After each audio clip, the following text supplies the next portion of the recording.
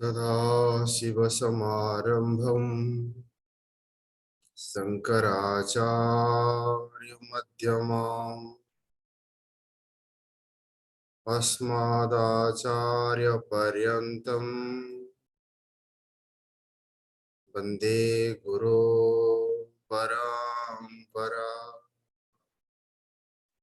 वन्दे गुरो परम्परा समस्त जनकल्याणे निरतं करुणालयम् नमामि चिन्मयं देवं सद्गुरुं ब्रह्मवेद्वरम् सद्गुरुं ब्रह्मवेद्वरम् वासुदेवेन्द्रयोगीन्द्रं नत्वा ज्ञानप्रदं गुरुं मुमुक्षूणां हितार्थाय तत्त्वबोधोऽभिधीयते तत्त्वबोधोऽभिधीयते। मंगलाचरण परे भगवान भाष्यकार प्रतिज्ञा करुछन्ति तत्व विवेक प्रकारम वक्ष्यामः। तत्व विवेकर प्रक्रिया को वर्णना कराजीव। तत्व विवेकर प्रक्रिया कहिबा पूर्वरु तत्व विवेक साधन तत्व विवेचन एवं तत्व विवेचनर साधन चारि प्रकार साधनर वर्णना करा जायछि, जहा को शास्त्र भाषा रे कुहा जाए साधन चतुष्टय, जहा को कुहा जाए तत्व विवेक साधन। साधन चतुष्टयम किं कहा को कुहा जाए साधन चतुष्टयम? भगवान भाष्यकार कहले तत्व विवेक साधनर प्रथम साधन होछि विवेक, द्वितीय साधन होछि वैराग्य, तृतीय साधन होछि समाधि सटक संपत्ति, चतुर्थ साधन होछि मुमुक्षत्व। प्रथम साधन उपरे आमे विवेचना करुथिले। नित्यानित्य वस्तु विवेकः कः? नित्य वस्तु एकम तद व्यतिरिक्तम सर्वम अनित्यम। ये होछि विवेचना। पृथक करिवार प्रक्रिया को विवेक कुहा जाए। पृथक करिवार प्रक्रिया को विवेक कुहा जाए। पृथकीकरणर प्रक्रिया विश्लेषणर प्रक्रिया को विवेक कुहा जाए। विवेक सेते बेले आवश्यक हुए जेते बेले मनीष अविवेक हो जाए। अविवेक मनीष सेते बेले हुए जेते बेले अर्धांशरे सजाग एवं अर्धांशरे असजाग हुए। सुसुप्ति समय रे मनीष अविवेक हुए नहीं, कारण सुसुप्ति होउची संपूर्ण असजाग। से समय रे अविवेक हुए नहीं, तेणु विवेकर आवश्यक रहे नहीं। संपूर्ण सजाग समाधि से समय रे मनीष अविवेक हुए नहीं, सही समय रे विवेकर आवश्यक नहीं। सुसुप्ति और समाधि बाकी दुईटा अवस्था रहिला, जहा होची स्वप्न और जागृत। सही समय रे अर्धांशरे सजाग अर्धांशरे असजाग। मु विषय रे संपूर्ण सजाग नु अहम सदा अस्मि ये होची संपूर्ण सजाग किंतु एकु मु संपूर्ण सजाग हेई पारे अहम अस्मि ये होची अर्धांशरे सजाग अहम सदा अस्मि ये होची सर्वांशरे सजाग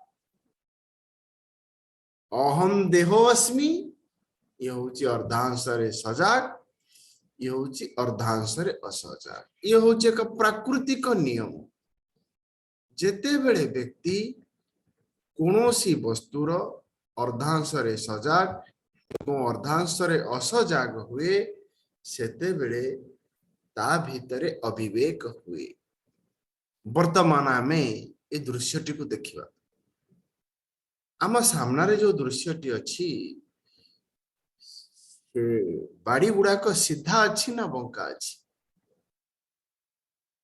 किंतु रास्ता रे जाउथिबा समय रे गाड़ी रे लेखा ही थाए objects in the mirror are closer than the appears वस्तु गुड़ाक जेते दूर रे अछंती देखा जाउछंती सेते दूर रे नाहंती तेणु इंद्रियर सूचना अनुसार आखिर सूचना अनुसार गाड़ी न चलई विवेकर विवेचना अनुसार गाड़ी चलांतु देखा जाउछंती दूर रे अछंती पाखरे ठीक सेही परि भावरे आमको ये बंका दिसुछंती ना एक्चुअली ये बंका अच्छी साधारण व्यक्ति कहबो जे माने बंका इंद्रियर सूचना हमको सूचना देबे एगुड़ा कहूची बंका किंतु विवेकर विवेचना होची माने बंका नुहंती काहे कि हमें बंका दिसुछंती बंका नुहंती किंतु काहे कि बंका दिसुछंती ना बंका दिसिबार कारण होची ए बाड़ी गुड़ाक अर्धांशरे कला आ अर्धांशरे धला संपूर्ण कला होइतले बंका दिसंतानी कि ध्यान देकी देखंतु कि जण मेसेज देलेनी थैंक यू अर्धांशरे कला अर्धांशरे धला अर्धांशरे कला एवं अर्धांशरे धला थिबा कारणरू हमकु ये सीधा थिले मध्य बंका दिसे ठीक से ही परी रास्ता रे जाउथिबा समय रे रसी विषय रे संपूर्ण सजागता रहिले सर्पर भर्म हब नाही संपूर्ण असजागता रहिले सर्पर भर्म हब नाही ठीक से ही परी सुसुप्ति आ समाधि रे अविवेक हुए नाही विवेकर आवश्यक हुए नाही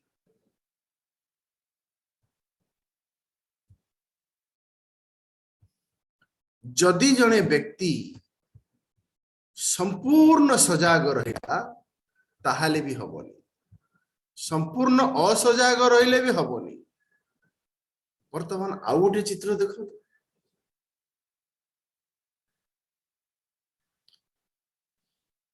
कौन आपण इंद्रिय आपण को सूचना दोछि गोटे घोड़ा मुंड ना गोटे बेंग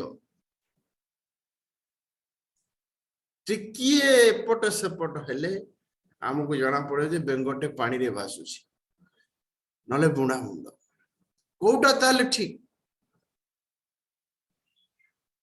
ठीक से ही परि भाव रे भगवान भाष्यकार कहले आमको विवेचना करबा पड़िबो आमे जो अनुभव करूचे जे I am inside the body world is outside the world मु शरीर भितर अछि एवं मु होची चेतन जगत शरीर बाहर अछि एवं जगत होची जड़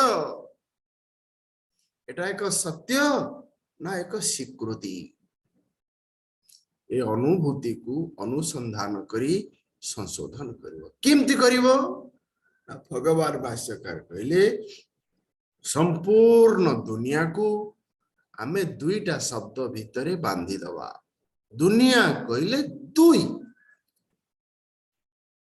पदार्थो द्विविधो आत्मा अनात्मम कौन कौन ना भगवान भाष्य कहले नित्य अनित्य नित्य आउ अनित्य नित्य कौन ना नित्यम आत्मस्वरूपम अनित्यम अनात्म स्वरूपम नित्य हैला आत्मा अनित्य हैला अनात्मा आत्मा माने मु, अनात्मा माने मु नुहे। ए दुई कहीं करागला ना दी जणकर लक्षण होची अलगा। आत्मार लक्षण होची नेवर चेंजिंग, अनात्मार लक्षण होची एवर चेंजिंग। आत्मार लक्षण होची स्वयं प्रकाश, अनात्मार लक्षण होची पर प्रकाश। जो ज्ञान रे ज्ञाता ज्ञेय एवं ज्ञानर विभाजन न थाए ताकू कहा जाए आत्मा। जोठी ज्ञाता ज्ञेय एवं ज्ञानर विभाजन थाए ताकू कहा जाए अनात्मा। ऋषि कहले ये होची आत्मा, ये होची अनात्मा। ये समस्या नुहे, ये अविवेक नुहे। अविवेक कहा कहा जाए अनात्मा रे आत्म मान्यता को अविवेकता कहा जाए। कोथरे कहा जाइछि गोटे उपनिषद अछि, से उपनिषदर ना होछि सर्वसार उपनिषद। अनात्मनि आत्म अभिमान बंधन, अनात्मनि आत्म अभिमान बंधन। अनात्मा को अनात्मा बोली भाविबा, आत्मा को आत्मा बोली भाविबा को बंधन कहा जाए नहीं। अनात्मा कौन ना एवर चेंजिंग, आत्मा कौन ना नेवर चेंजिंग। सर्वदा परिवर्तनशील अनात्मा, सर्वदा अपरिवर्तनशील आत्मा। ताले कौन हुए ना अनात्मनि आत्म अभिमान बंधन तत्निवृत्ति ही मुख्यः। या तद अभिमान कारयति स अविद्या, सो अभिमान या निवर्तते सा विद्या। सर्वसारोपनिषद। तले कौन हैला ना अनात्मा रे अहंता एवं ममतार आरोप को अविवेकता कहा जाए। अनात्मा रे अहंता एवं ममतार आरोप को अविवेकता कहा जाए। मनीष एकमात्र प्राणी जी अनात्मा रे आत्म मान्यता को आरोप करे। शिशुर नहीं, पशुर नहीं, सेमानकर जीवन होउची अज्ञानर जीवन। तांको जीवन रे कष्ट अछि किंतु दुख नहीं। आत्मा को आत्मा, अनात्मा को अनात्मा जी माने सी है स्थित प्रज्ञ सहज जीवन, स्वाभाविक जीवन। शिशु सहज जीवन, स्थित प्रज्ञ स्वेच्छाकृत जीवन। मनीष जहाँ जीवन रे कष्ट भी अच्छी, जहाँ जीवन रे दुख भी अच्छी। तेणु तीन प्रकार जीवन। अज्ञानर जीवन शिशु, नेचुरल लाइफ, असमय खाएनी, अघात्य खाएनी, अधिक खाएनी। सहज जीवन स्थित प्रज्ञ, स्वेच्छाकृत जीवन अविवेकर जीवन। कौन ना अनात्मा रे अहंता ममता और मान्यता। गोस्वामी तुलसीदास कहले हित अनहित पशु पक्षी जाना, मनुष्य तनु गुणी ज्ञान निधाना। हित अनहितर विवेक पशु पक्षी जानी। सुखिला घास अच्छी, ग्रीन घास अच्छी, सतेज घास अच्छी। गोटे गाई सुखिला घास छाड़ी सतेज घास खाइबो, कहीं से जानी एटा हित एटा अहित। हित अनहित पशु पक्षी जाना। पशु पक्षी मानकर भी हित अनहित विवेक अछि। मनीष पाखे भी हिताहित ज्ञान रहूना। तेणु मनीष पाखे को विवेक रहा दरकार ना धर्माधर्म विवेक, आत्मा अनात्मा विवेक। ए आत्मा अनात्मा अविवेक रु धर्माधर्म अविवेक जात हुए। तेणु प्रश्न है कौन ना जने सजाग रहिबो, जने सचेतन रहिबो। आत्मा को आत्मा रूप रे, अनात्मा को अनात्मा रूप रे जानिबो। तेणु भगवान भाष्यकार कहले एतत् सर्वम अनित्यम। तद व्यतिरिक्त सर्वम, सर्वम शब्दर अर्थ 14 भुवन, भूर्भुव स्वः म जन तप, कौनसी प्रति तार आउ आकर्षण रहिबो नाही। तीन प्रकार विवेक, स्थूल विवेक, कला धला मिठा चीनी, स्थूल विवेक तो पशु पक्षी अच्छी, तीक्ष्ण विवेक धर्माधर्म, सूक्ष्म विवेक आत्मात्मा विवेक। तेणु ऋषि कहते आत्मा आत्मा अनात्मा अनात्मा ये समस्या नहीं, आत्मा रे अहंता आउ ममतार आरोप होची समस्या। तेणु विवेचना जड़े कर मोरटा मोर मुटा मु, एवं ये विवेकर कार्य होची वैराग्य, जहा होची तत्व विवेकर द्वितीय साधन। वैराग्य कौन ना भाष्यकार कहते वैराग्य वैराग्य कह इह स्वर्ग भोगेशु इच्छा राहित्यम। संक्षेप कहते भगवान शंकराचार्य गोटे ग्रंथ लिखिं सर्व वेदांत सिद्धांत सार संग्रह, प्रौढ़ प्रकरण ग्रंथ। से वैराग्य विषय 25टा श्लोक लिखिं। प्रारंभिक ग्रंथ इच्छा राहित्यम वैराग्यम। प्रथम है विवेक, विवेकर कार्य होची वैराग्य, वैराग्यर कार्य होची समाधि षटक संपत्ति, समाधि षटक संपत्तिर कार्य होची मुमुक्षुत्व, मुमुक्षुत्वर कार्य होची गुरुपशक्ति, गुरुଙ୍କ पाखକୁ से जीव, गुरुपशक्तिर कार्य होची श्रवण, श्रवणर कार्य होची मनन, मननर कार्य होची निधिध्यासन, निधिध्यासनर कार्य होची आत्मोपलब्धि, स्टेप बाय स्टेप। तेणु वर्तमान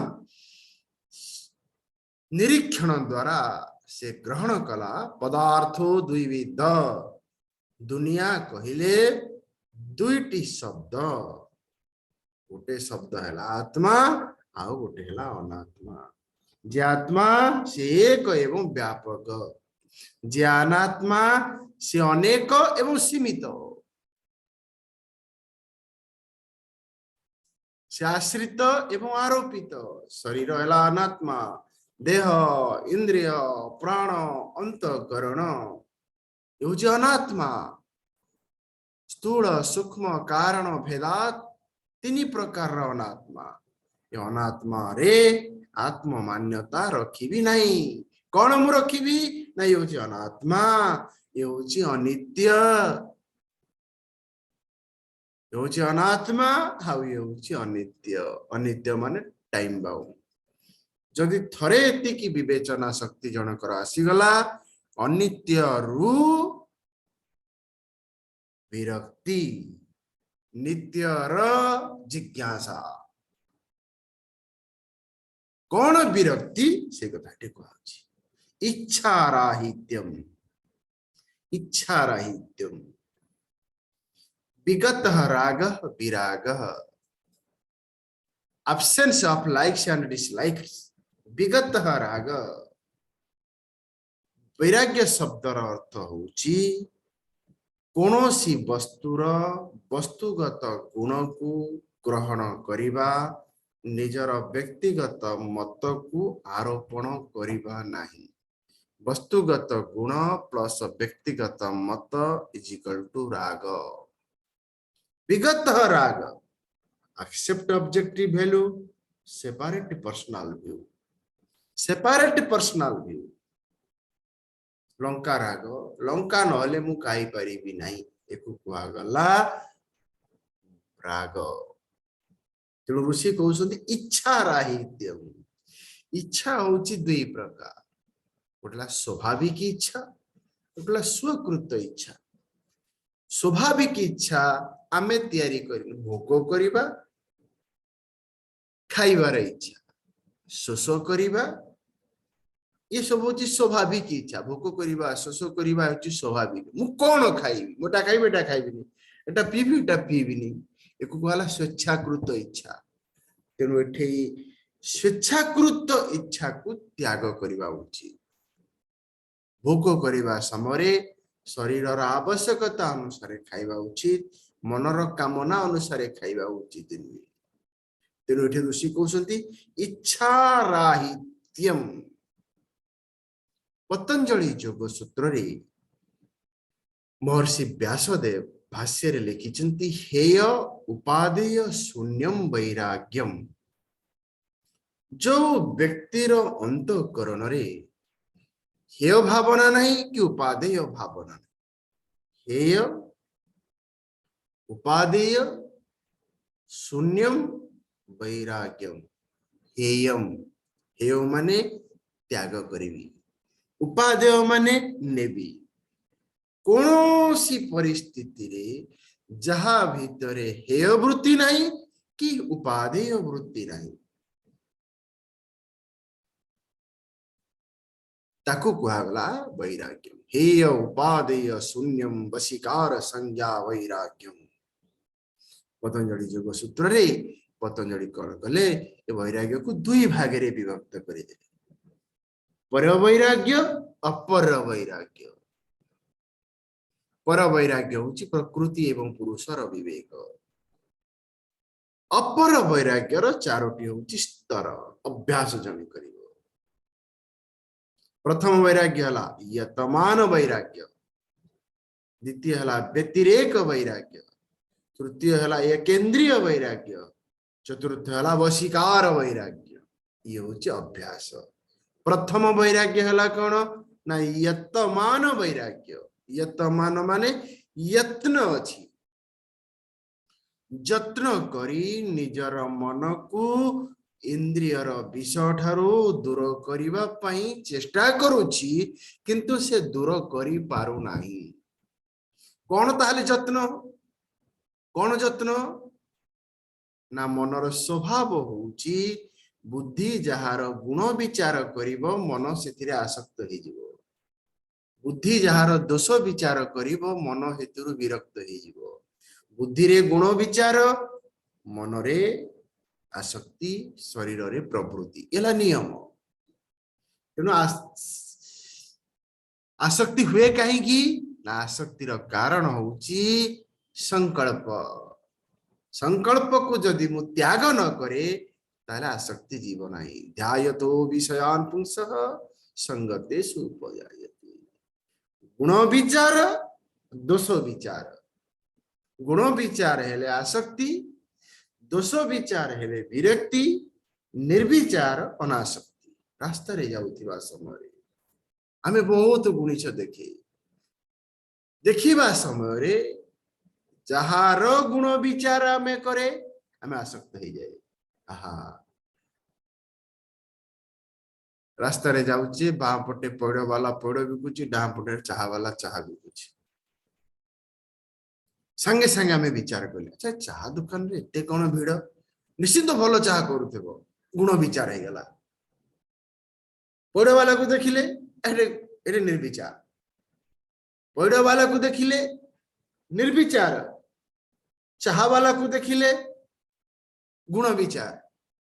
आगु को गले आउ गोटे चाह वाला को देखिले ये कोन या पाखरी केही नाहंदी, खाली बसी कई दुकान रे कहीं नाहंती, तेणु या चाह टा भल ही नथो, एटे दोष विचार। पार्क रे चाह पी कि बढ़िया चाह, घर चाहर दोष विचार, पार्क चाहर गुण विचार, तीनटा जिनिस हो गला। घरे दोष विचार, पार्क रे गुण विचार, पौड़ वाला रे निर्विचार। तेणु ऋषि कहले डाला नियम। दोष विचार हेले वैराग्य अपना छाए आसे।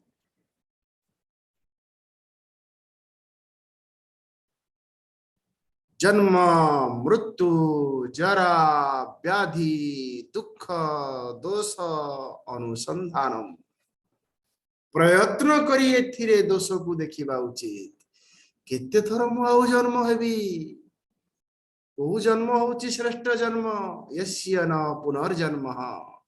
को मृत्यु होची श्रेष्ठ जन्म मृत्यु, यस्य न पुनर्मृत्यु। जन्म रे मृत्यु रे जरा रे दुख रे यतमान वैराग्य यत्न से करूची। जहां से देखुची से तार गुण विचार करूनी कि दोष विचार करूनी। कारण गुण विचार कले गुण विचार कले आसक्ति हेकि प्रवृत्ति हो दोष विचार कले विरक्ति हेकि निवृत्ति हो किंतु से सफल हो पारुनी प्रयत्न करी जे सफल हुए नहीं किंतु एको भी कहा जाए वैराग्य कहीं प्रयत्न अच्छी किंतु सफलता नहीं यतमान वैराग्य मु खाइला बेले कम खाया पे चेष्टा करूची किंतु खाई दूची कहला बेले रागिबा पे चाहूनी किंतु रागी जाऊची किंतु चेष्टा करूची न रागिबा पे यतमान वैराग्य तापरे व्यतिरेक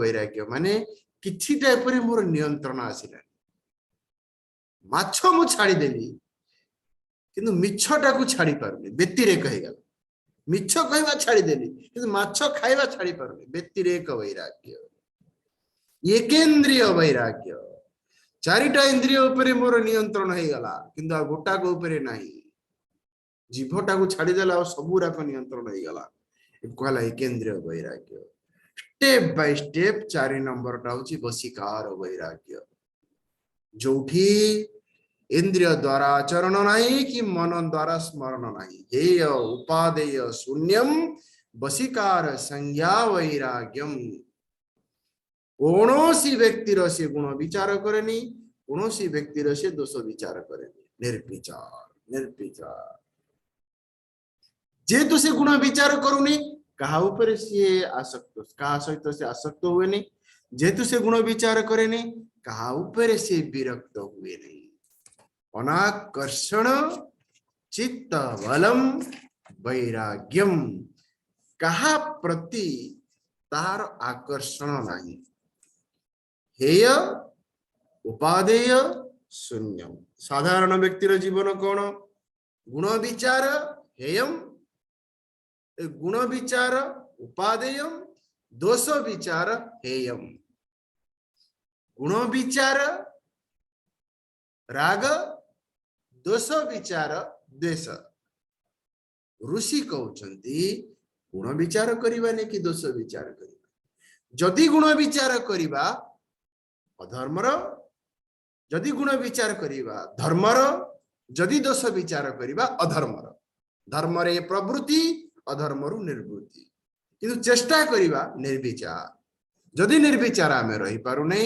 धर्मर गुण विचार अधर्मरे दोष विचार धर्मरे प्रवृत्ति अधर्मरे निवृत्ति तापर तृतीय प्रकार साधन होची समाधि षटक संपत्ति का सम दम उपरति तितिक्षा श्रद्धा समाधानम चैति